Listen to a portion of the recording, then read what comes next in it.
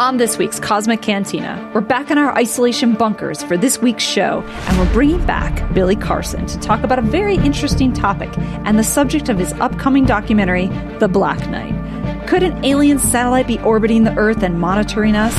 Not all of us believe this to be the case, though, as Matt finds some issues with the whole narrative.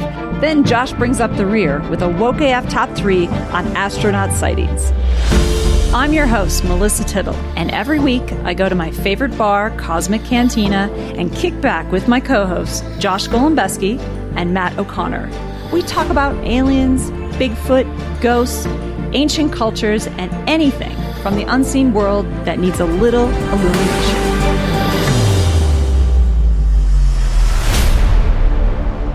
Welcome to Cosmic Cantina. I'm your host, Melissa Tittle, and tonight, this is our second podcast in quarantine, and I am drinking a Snowmelt Craft Hard Seltzer. What are you guys drinking? I was lucky enough to get a couple of growlers of Fat Tire before shit hit the fan. Nice. And so I have one that I opened last week, and it's incredibly flat. But, you know, it does the job. Well, my wife and I panic shopped and bought a crap load of wine.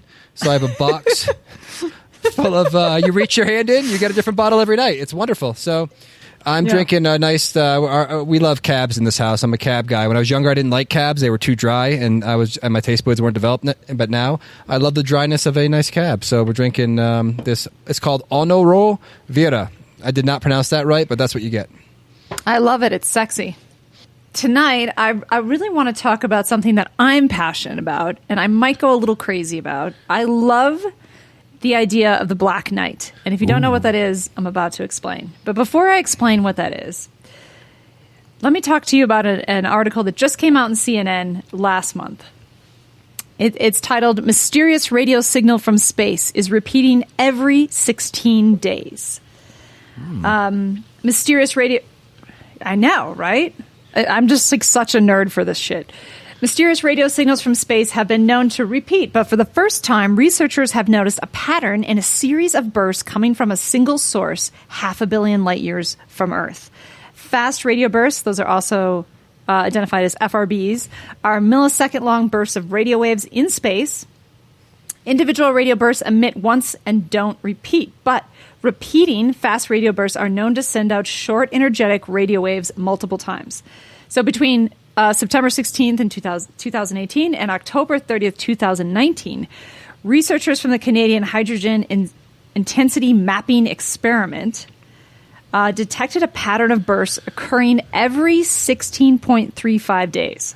Over the course of 4 days, the signal would release a burst or two each hour, then it would go silent for another 12 days. Okay, crazy, right? But last year alone, they detected 8 new repeating fast radio bursts, including this signal that we're talking about right now. And they traced this repeating signal that we're talking about was traced to a massive spiral galaxy around 500 million light years away. So I'm just fascinated. Is this something that's trying to get in contact with us like the last year? And if so, what are they trying to say? And is this some kind of code? Is this some kind of signal? Some kind of message? First of all, an advanced civilization, I don't think, would communicate with us through radio signal. So if it is in a civilization, it's the echo of one from the past. Because what do we know? That radio signals travel through space, but they go slow. I don't even know if they don't go the speed of light or anything. So we're just hearing something potentially from somewhere far away that happened hundreds or thousands of years ago. So it could be an advanced civilization. It could be messages, or it could be like us. What if there's an Earth out there that's just broadcasting random radio? Just, the latest hit song. Like it could be something more cultural than super Cosmic Cantina. Still interesting. Exactly. Another parallel universe. Is that what it is? Radio waves that are pumping through? Yeah, it's fast radio bursts. So that's FRBs. So fast radio bursts. So it's like a millisecond long, like in space. Did you guys see Ad Astra with Brad Pitt? So I did. So his father, Brad Pitt's father, is spoiler alert. I won't tell you the end of the movie, but he's on a spaceship like outside their solar system, and it keeps pinging the Earth with like these radio bursts. But they're actually it's more deadly than just these radio bursts that we're picking up. So it's not that like the ship is actually sending a signal, but it's like backfiring and it's like creating this like ripple that's hitting Earth. So like, I mean, maybe it's more than just like people reaching out for a message. Maybe it's like something that's like giving off a radio signal, like some kind of technology, which would be kind of cool. Yes, go on. I want to talk about the Black Knight satellite. So speaking of yeah. messages that have been pinging the Earth for quite some time. So I love this. I don't know why that this conspiracy is so fascinating to me. Like of all of them, this one is like, I love this one. The Black Knight satellite, if you haven't heard of it, is a theory that claims that there is a spacecraft in a near polar orbit of the Earth that is of extraterrestrial origin, and that NASA is engaged in a cover-up regarding its existence and its origin.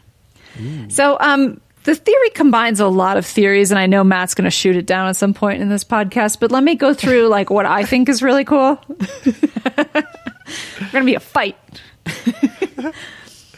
Okay, so according to some people, the Black Knight is this artificial satellite of extraterrestrial origin, which has been orbiting the Earth for approximately 13,000 years. I don't know how they got 13,000 years, but it sounds cool. So let's just go with it. But here's where it starts to get a little interesting, in my opinion. The origin of the Black Knight legend is often dated back to a natural extraterrestrial repeating source supposedly heard during the 1899 radio experiments of Nikola Tesla. So he had started picking up some kind of signal from space and recorded it. And then also in 1928, an amateur radio operator from Oslo, Norway, also picked up a radio signal. So then in 1954, a UFO researcher, Donald Keyhoe, told newspapers that the United States Air Force had reported that 2 satellites orbiting Earth had been detected.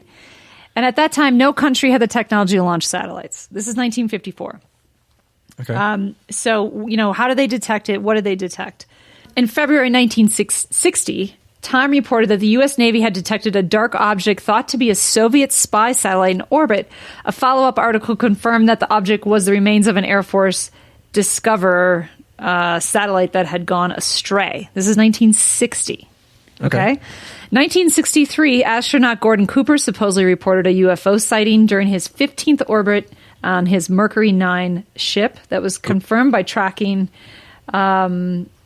tracking station. Love Gordo, one of my favorite astronauts. Go on. I know, right?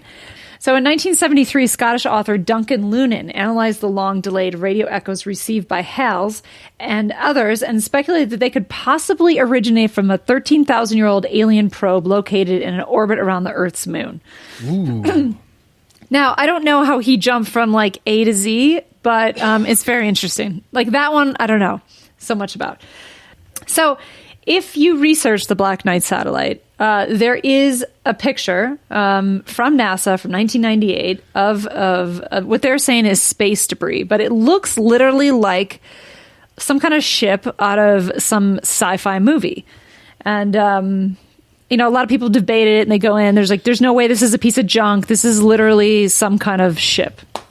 So what I think is interesting is that, okay, some of these sound legit. Some of these sound like just people looking to make sense of the Black Knight. I just think that this idea that something's trying to reach us and monitor us and send us signals from, you know, the spacecraft orbiting our planet that only comes like a certain amount of years is really interesting. I just don't know why, I want to believe it for some reason. Just the fact that something could be coming into our orbit a certain amount of years and pinging our Earth with some strange signal and then leaving and then coming back. It's like, could that be really happening? I don't know why, but I seriously kind of believe it.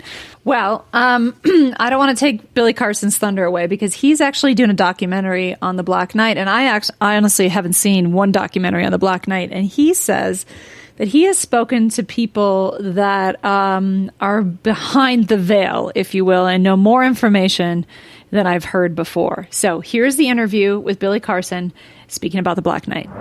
Billy, welcome back to the show. So apparently you have a new documentary coming out about the Black Knight. And so I want you to kind of dive into your research on this phenomenon.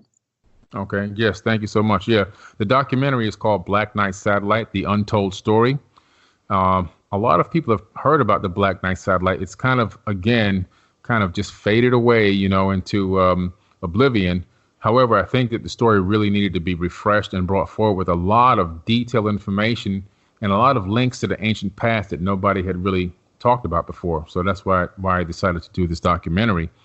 For people who don't know what the Black Knight satellite is, it's considered, in my opinion, an alien craft or an alien object, something under intelligent control. So it's a real anomaly that's orbiting our planet, and it's very possible that it's still there. What's interesting is that, it can date back all the way as far as 1899, when Nikola Tesla may have been receiving intelligent signals from this object. At one point, he thought they may have been coming from Mars or maybe something directly above the planet. So this is well documented. We're going back to 1899. You fast forward just a little bit, into 1927. All of a sudden, Sputnik is being launched or being planned, but not launched, but planned. And now we're starting to research space. What's above us? How do we get up there? We're really doing some high altitude testing. And by the time 1953 arrives, all of a sudden now we're getting ready to put satellites up into space. So we're in a race against, obviously, Russia at this time. And Russia launches Sputnik 1, 2, 3, and 4. Now, what's interesting is the whole world's looking at the sky at this point in space. America's, of course, trying to see what the heck is Russia. Are they going to really get this satellite into orbit? And while they're doing this, they spot the Black Knight satellite, or this object, this anomalous object. It wasn't called the Black Knight at that time. Not only do they spot it, but they realize that it was in a retrograde orbit. And then all of a sudden, this thing starts following Sputnik. It changes its own trajectory under intelligent control to follow Sputnik, which is really amazing stuff here. Now, we're watching it. Russia's watching it. The whole world, all governments of the world are watching this thing. So it's well documented that this happened. Another thing that's really interesting is, of course, the fact that they realized that this was in a retrograde orbit, something that we couldn't do to more modern times. And then from time to time, it would switch into a polar orbit, which is something we really recently were able to develop. Polar orbiting satellite technology is fairly new for us. And that means that the satellite is orbiting the Earth from pole to pole. And as the Earth spins on its axis, this satellite, which is what we use it for when we do polar orbiting, is able to take swaths of imagery and scans of the planet as it rotates, which allows you to put together topography charts, depth charts, ground penetrating radar charts, all the stuff that you would need to tell what's the highest mountain peak, what's the lowest mountain peak, how deep are the oceans, all these things that you would need to know. You can only do from a polar orbit. You can't do it from an equatorial orbit. This thing was doing a polar orbit. So what's interesting, when I saw that and I started going into Sumerian tablets and realizing, wow, Enki, which is one of these Anunnaki that visited this planet, talked about having an all-seeing eye, and that he was able to, check the entire planet at all times. And then you look at the Great Pyramid at Giza, and you realize that the Great Pyramid at Giza is the height of it is the exact height of the average land mass on the planet Earth. Now, there's only one way to get this, and I've got an astronomer and an astrophysicist in the documentary. The only way to get this is you have to be in a polar orbit. You have to scan the entire planet to get the topography, and then you can calculate with a computer the average height of land mass, and then you say, okay, this is the height we need to build this thing. So, that's just one of so many interesting facts that led me to believe that this may be tied to the Sumerians. So that's the path that I started going down, and I started getting so many links. So, for example, possibly this is an Anunnaki type of connection? I think so, 100%. Anunnaki, Atlantean, where I think the Anunnaki and the Atlanteans are the same people.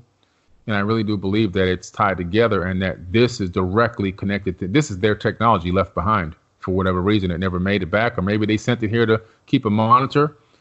But the more I dug into it, I started discovering this thing on cylinder scrolls in museums, Sumerian cylinder scrolls. I started discovering it on multiple Sumerian cylinder scrolls, not only there, but people between the object communicating from one planet to another using this object.